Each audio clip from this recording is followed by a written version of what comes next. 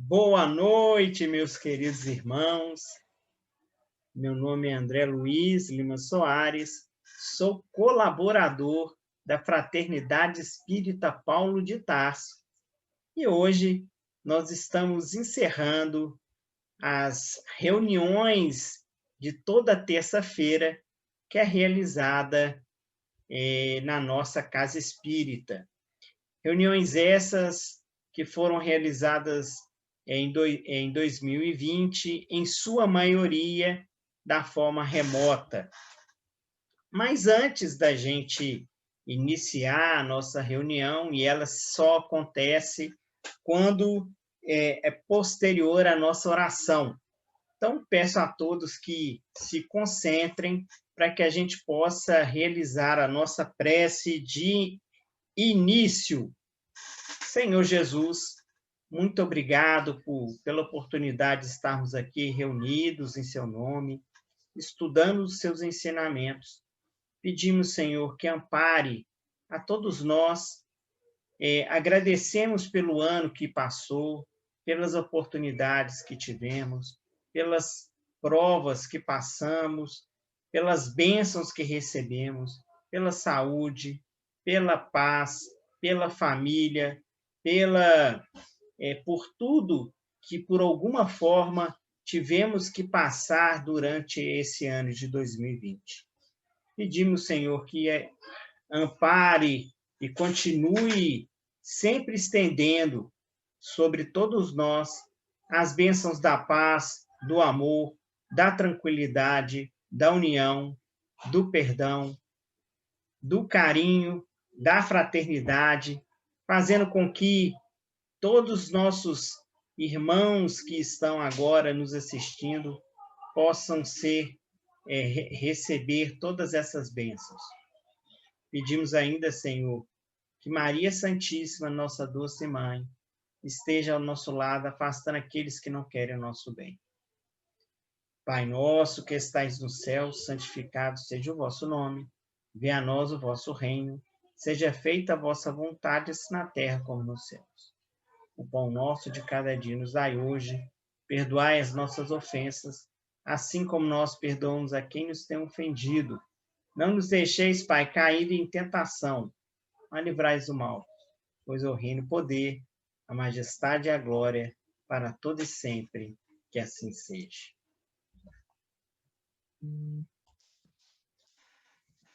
E hoje nós iremos estudar o capítulo 12 do Evangelho segundo o Espiritismo, que traz o título, no capítulo 12, Amai os vossos inimigos. E o item que é o objeto de estudos, reflexões e leitura é justamente o item 7, onde nós temos o subtítulo: Se alguém vos bate na face direita, apresentai-lhe também a outra. E aí é uma passagem do Evangelho de São Mateus, no seu capítulo 5, versículo 38 a 42, passagem muito conhecida. Inicia São Mateus na seguinte narrativa: Tendes aprendido o que foi dito, olho por olho e dente por dente, e vos digo para não resistirte ao mal que vos queiram fazer. Mas, se alguém vos bate a face direita, apresentai-lhe também a esquerda. E se alguém quer demandar convosco para tomar vossa túnica, abandonai-lhe também vossa capa. E se alguém quer vos constranger a fazer 1000 passos com ele, fazei ainda 2000. Dai àquele que vos pede, e não repilais aqueles que quer vos tomar emprestado. A questão 879 também é objeto do estudo da noite de hoje. É a questão do Livro dos Espíritos, que está no capítulo 11, Lei de Justiça, Amor e Caridade. E essa questão 879 traz a seguinte indagação: qual deve ser o caráter do homem que praticassem a justiça em toda a sua pureza?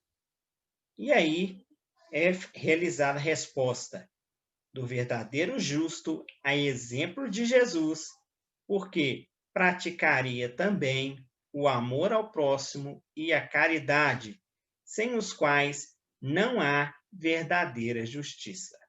Então, meus irmãos, a partir da leitura que foi realizada tanto do Evangelho quanto da leitura realizada do Livro dos Espíritos, realizamos inúmeras reflexões a respeito.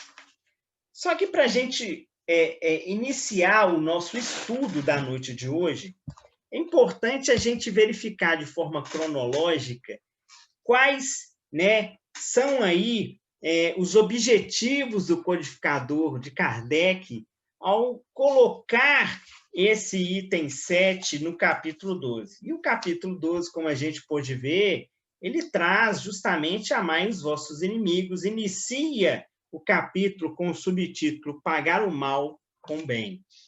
E aí, em seguida, nós teremos o outro subtítulo, Inimigos Desencarnados, e em seguida temos o subtítulo da noite de hoje, que é justamente aquele que foi lido: se alguém vos bate na face direita, apresentai-lhe também a outra. E realizando a leitura do item 7, logo em seguida, nós temos o item 8, que é a explicação dessa passagem do Evangelho, do capítulo 5, versículo 38, 42, apresentada por Kardec. Kardec, ele traz uma reflexão no seu item 8, contando para todos nós os motivos pelos quais, né, e como nós devemos fazer a interpretação dessa passagem tão importante do Evangelho. E Kardec, iniciando as explicações do item 7, ele traz o seguinte: os preconceitos do mundo sobre o que convencionou chamar o ponto de honra dão essa sustentabilidade sombria, nascida de orgulho e da exaltação da personalidade, que leva o homem a retribuir injúria por injúria, insulto por insulto, o que parece a justiça para aquele cujo senso moral não se eleva acima das paixões terrestres. Por isso, a lei mosaica dizia: olho por olho, dente por dente, lei em harmonia com o tempo em que vivia Moisés.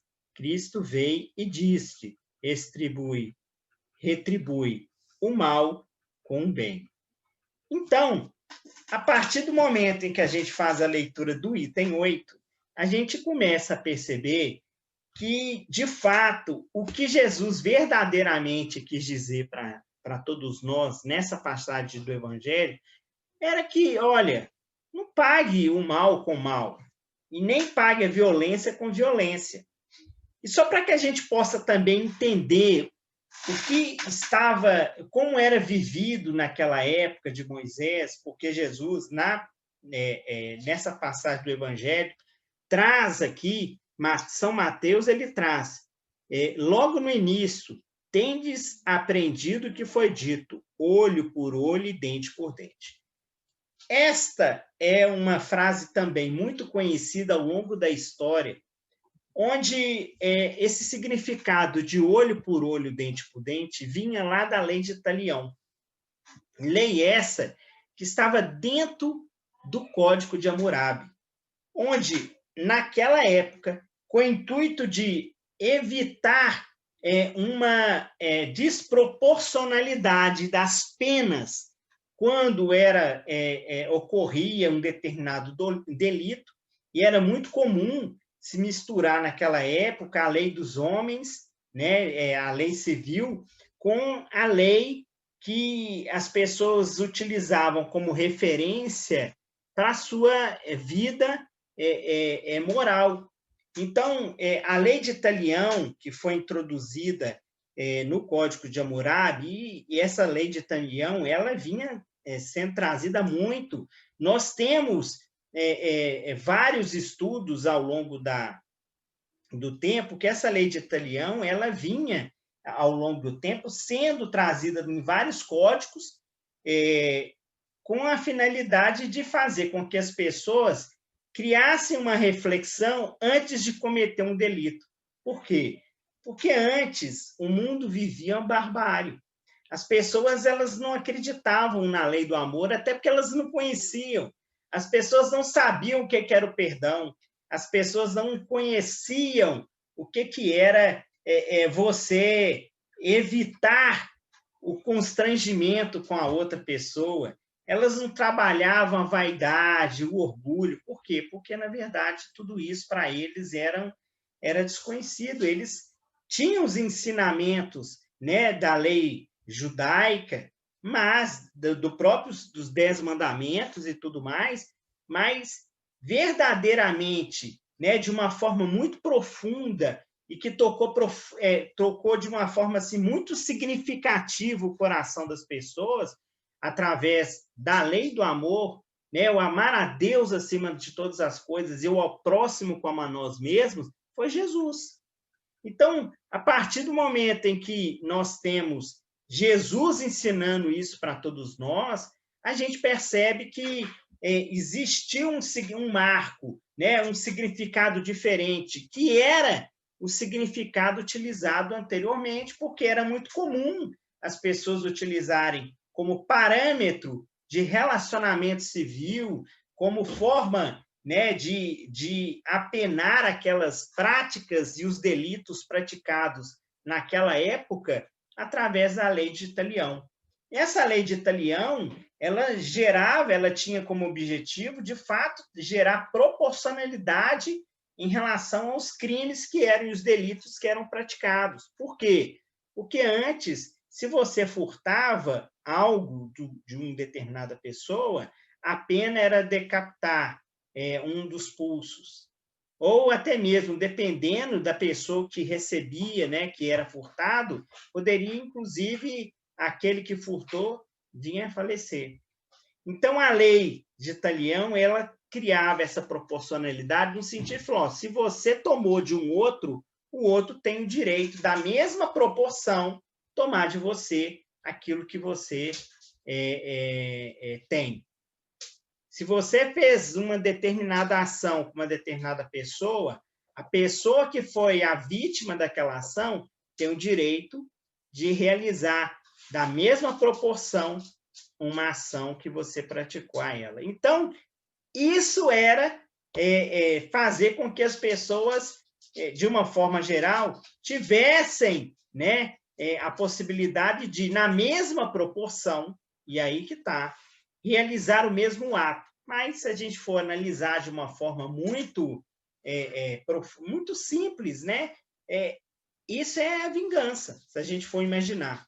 Apesar de que, se formos também fazer uma análise, Jesus, quando veio ensinar o perdão e veio o amor, ele não veio falar muito diferente daquilo que era ensinado no Velho Testamento, não.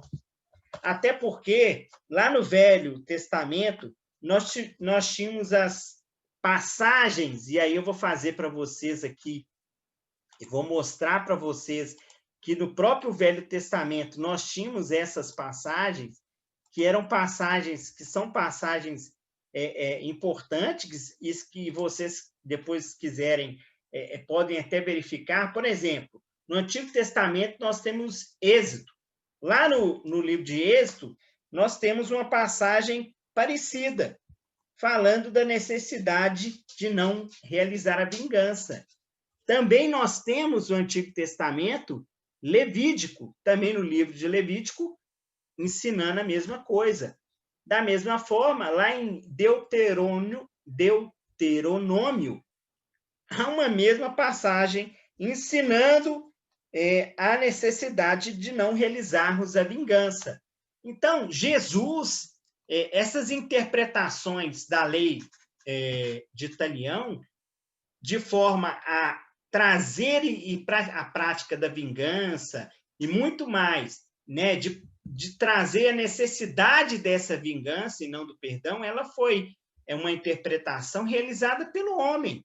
Nós que somos imperfeitos, que somos pessoas necessitadas, que precisamos, né, de burilar as nossas ações. Então, o próprio homem, diante disso, é que provocou essa interpretação equivocada, né, da lei de Italião, que é a lei olho por olho e dente por dente. E, por sua vez, quando pensamos isso, né, e quando olhamos e observamos as palavras trazidas pelo mestre, ele queria, na verdade, que a gente pudesse mudar as nossas ações diante das interpretações que eram feitas naquela época sobre a lei de Italião e mostrar para todos nós que, olha, não adianta você pagar o mal com o mal.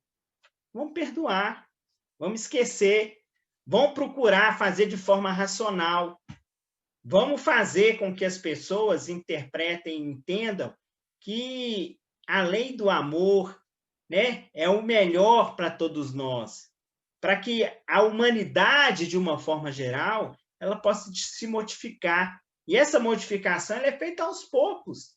Se a gente for pensar, nós estamos aqui em 2020, entrando em 2021, em pleno século XXI, e o homem ainda vive, infelizmente, essa necessidade de sempre estar buscando a vingança. Por quê? Por conta da nossa imperfeição. Mas isso está mudando. As pessoas estão mudando. A Terra está mudando. A Terra está mudando. Hoje, a Terra que vive um mundo, né, de expiação e provas, estamos passando agora para um mundo de regeneração. E isso vai acontecer paulatinamente. As pessoas estão sendo chamadas para poder fazer a reflexão e a mudança. Olha o que nós estamos vivendo aí, pessoal. Está batendo a nossa porta.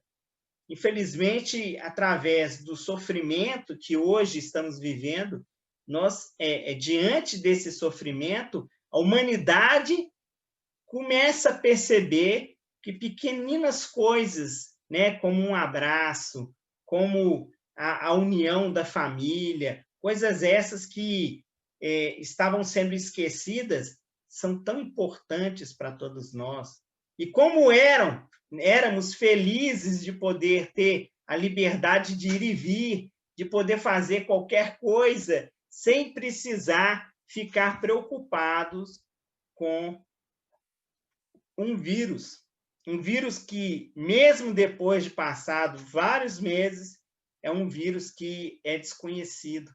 É um vírus que provoca, para uns, um mero resfriado e para outros é fatal.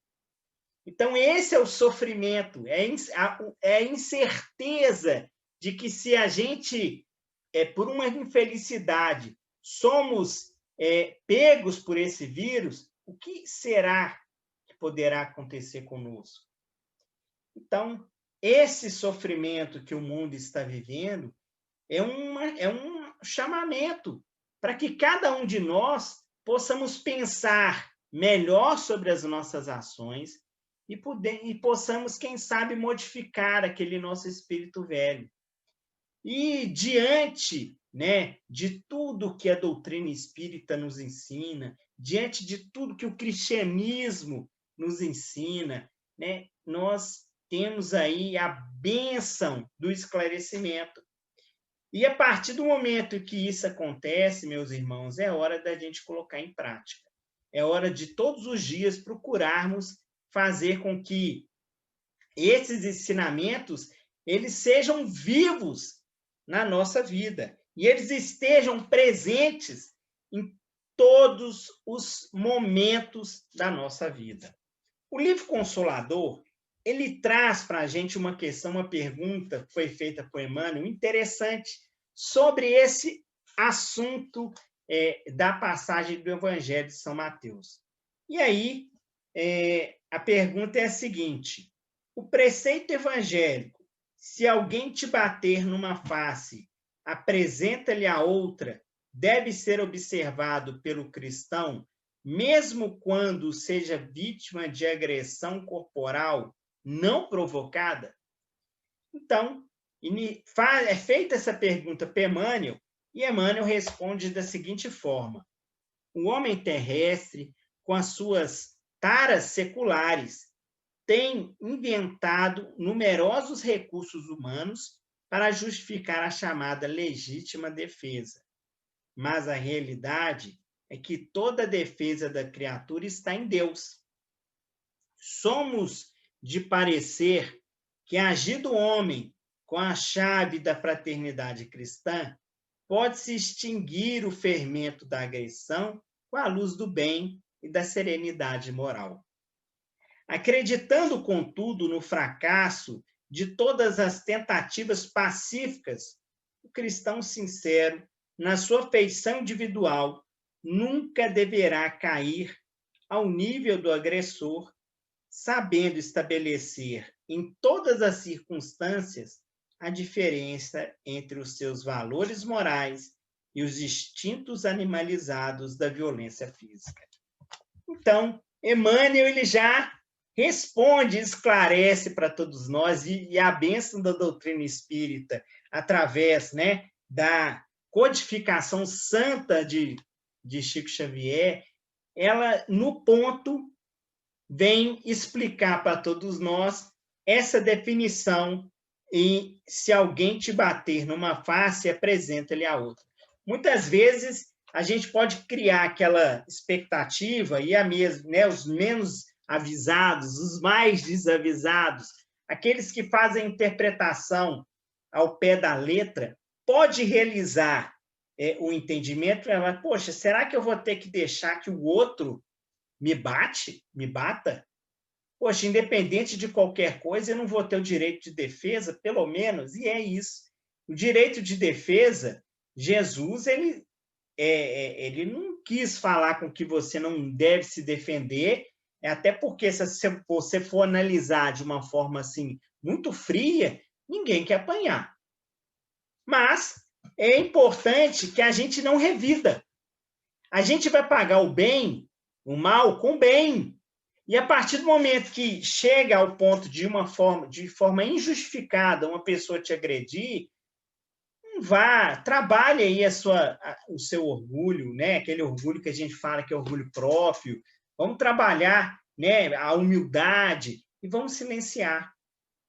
Ou vamos depois conversar com a pessoa e falar, olha, no momento que você me bateu ou que você me agrediu verbalmente, nós não estávamos em condição de travar qualquer tipo de conversa. Mas agora eu quero conversar com você. Olha, não foi legal. Eu acho que a gente pode resolver as nossas mazelas de uma outra forma. Quando a pessoa chega a esse momento da agressão verbal, que é a primeira agressão, e aí ela vai elevando a voz, e depois, quando ela verifica que ela está perdendo, né, porque ela já não tem mais argumento para poder discutir, ela já parte para as vias de fato.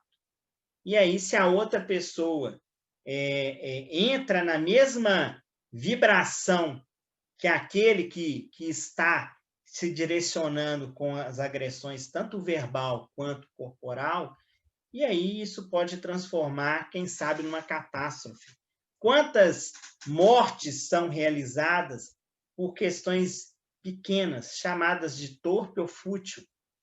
São discussões no trânsito, são discussões em casa, são discussões realizadas no trabalho, na rua, coisas simples e bobas que, quando a pessoa é levada a um determinado grau de estresse, ela vai simplesmente querendo demonstrar a sua superioridade, né, ou como pessoa, né, e aí ela vai tentar revidar aquela agressão ou até mesmo provocar uma agressão e, de forma impensada, pode gerar o óbito da outra. E aí, quantas vidas elas são exterminadas por conta de ações que poderíamos ter pensado antes de praticar.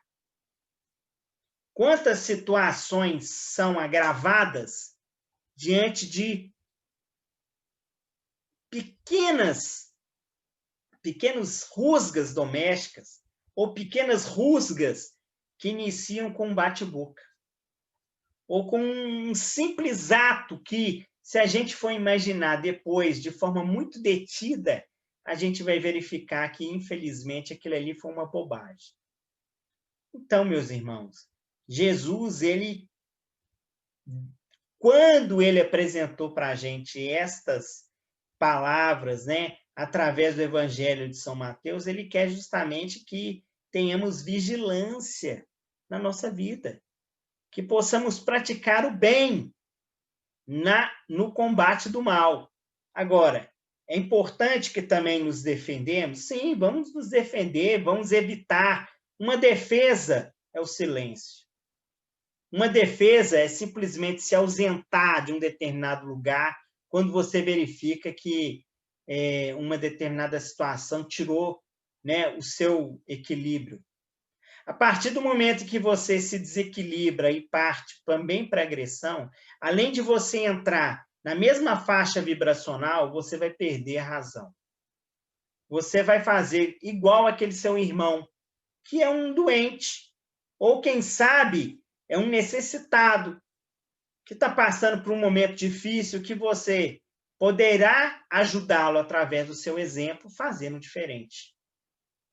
E aí, com isso, né, estaremos realizando aquilo que Jesus nos pediu no Evangelho, e que não só Jesus, mas que também está disciplinado, né, no Antigo Testamento, através de Levítico, através de Provérbios, através de Lamentações, que são livros do Evangelho, do Antigo Testamento, e que lá trazem algumas passagens nesse mesmo sentido, né, de exemplos de misericórdia com a justiça e com a necessidade de não realizarmos a vingança, mas sim praticarmos o perdão acima de todas as coisas, a indulgência, e procurarmos trabalhar, né, o nosso comportamento diário, iniciando na nossa casa, que é a nossa escola das almas, e fazendo com que esse comportamento ele possa ser também realizado em todo e qualquer local que estivermos. E aí, com isso, a gente percebe que a questão 879 ela tem muito a nos ensinar diante de tudo isso que nós falamos. Qual deve ser o caráter do homem que praticasse a justiça em toda a sua pureza? E quando a gente fala de justiça, né, a gente lembra, será que o que é justo para mim é justo para você? Justiça tem vários significados. Significados esses que nem sempre aquilo que eu tenho para justiça comigo é justo para aquele que está sendo o meu interlocutor ou aquele que está simplesmente recebendo uma determinada ordem ou está sendo determinado uma determinada ação. E aí, diante disso tudo, Jesus, não Jesus, mas o Espírito da Verdade responde à questão falando o seguinte: do verdadeiro justo, a exemplo de Jesus, porque praticaria também o amor ao próximo e a caridade, sem os quais não há verdadeira justiça. E aí, de forma brilhante, o Espírito da Verdade responde para todos nós essa questão 879, dando exemplo para todos nós, como paradigma de condução da nossa vida, Jesus Cristo, mostrando ele como um verdadeiro justo. E se a gente for pensar toda a trajetória de Cristo, né, da forma como ele faleceu, da forma como ele viveu sua vida, né, através dos seus exemplos, tudo isso para a gente está vivo até hoje, tanto é que nós estamos falando dele como referência de conduta. Foi um dos seres mais puros que passaram aqui na Terra, e nada mais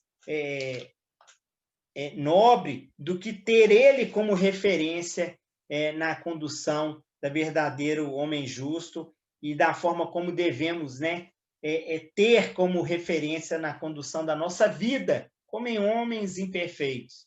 Que a partir do momento em que procuramos agir sempre pensando no outro, da forma como gostaríamos de ser tratados, ou silenciando diante das ações que são realizadas de forma injusta, né, em relação à nossa pessoa, procurando lembrar que existem vidas, que a nossa vida aqui na Terra ela é passageira e que existem vidas futuras, que nós estamos aqui na Terra por um motivo, que temos a oportunidade de, cada dia que passa, melhorar um pouquinho e subir um degrau da nossa escada evolutiva. Ou seja, a partir do momento em que a gente começa a verificar que tudo isso que a doutrina espírita vem nos ensinar e clarear e abrir o nosso leque de informação para a condução da nossa existência, a gente começa a entender que Jesus, ele, de fato, a sua passagem foi necessária. E os seus ensinamentos, eles estão vivos na nossa vida através do simples comportamento, do simples bom dia que nós damos, né, àquela pessoa que está ao nosso lado, na condução da nossa vida perante as outras pessoas, em relação às trabalhar os nossos defeitos, e aí, com isso, a gente vai lembrando daquilo que Jesus um dia nos falou, que ele era o caminho, a verdade e a vida. Que Deus nos ampare, nos abençoe, nos proteja, que o ano de 2021 seja excelente para todos nós, com muita saúde, com muita prosperidade, e que, se Deus permitir, possamos continuar, né, batalhando contra os nossos defeitos aqui na Terra, para que possamos realizar, quem sabe, a tão sonhada reforma íntima. Então, meus irmãos, encerro por aqui a minha participação e passo agora a palavra para nosso irmão Euler Soares Filho. Fiquem com Deus e boa noite.